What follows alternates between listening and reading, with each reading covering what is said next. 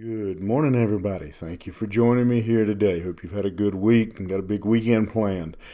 In the meantime, let me encourage you, if you're in a position where you're able to follow along as we look at James. Today, we'll be looking at the 14th verse of the 4th chapter. James gives us this warning. Whereas you know not what shall be on the morrow, for what is your life? It is even a vapor that appeareth for a little time, and then vanisheth away. This is a warning, not against planning, not against dreaming, not against laying out goals and objectives, not at all. It is a warning against. In fact, the Bible talks about planning and tells us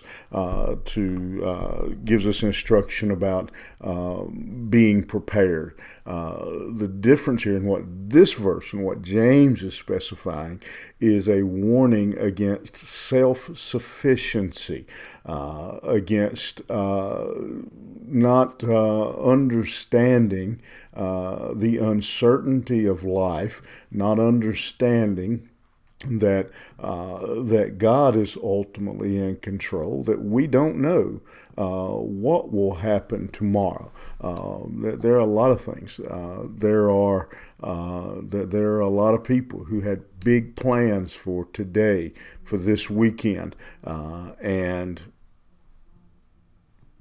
unfortunately, they won't be able to carry those plans out.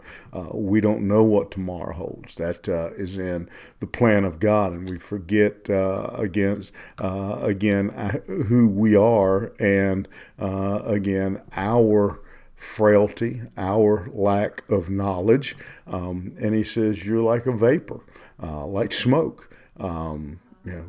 And just a puff of wind, our life can be over.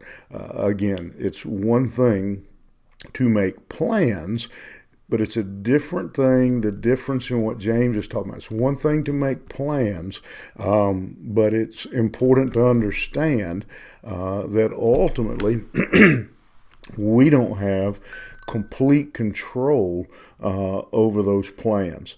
I can plan that, for example, tomorrow morning, I'm just making something up here. Tomorrow morning, I can plan on Saturday morning getting up and mowing the yard. But I don't have complete control over that. Now, I need to be sure as much as possible that the lawnmower's ready to go, that I've got gas.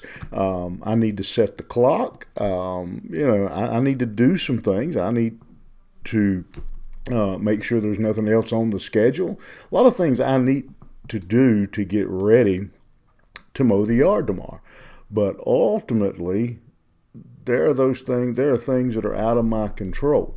Some of them very different than others. I may get up tomorrow, and as is common with garden lawn equipment, lawnmower may not crank. Something may be broke about the lawnmower. Something may be broke about me. I may not wake up in the morning. There are things that I don't have control over, that we don't have control over. And that was what James was warning against. These people that James is writing to were not allowing for those things. They had an arrogant, self-sufficient attitude that they controlled, that they were in control of all the variables, that they were in control of all the outcome of life, almost as if they were taking the seat of God, and that they were omniscient, that they knew everything, that they were omnipotent, that they were in control. But our agenda, our plans for tomorrow, and life should have taught us all this by now, are written in sand. And they can be washed away in a moment. You can have all kinds of plans for tomorrow. One phone call change all of that. And so what James is telling us here, and the warning he is giving us is, yes, plan, yes, get ready, make preparation as you need to, but never forget that we are ultimately not on the throne, and we must trust God. Have a good day. Hope you'll think about that and plan, prepare. Hope you're planning and preparing a great weekend. But understand that God is still in control.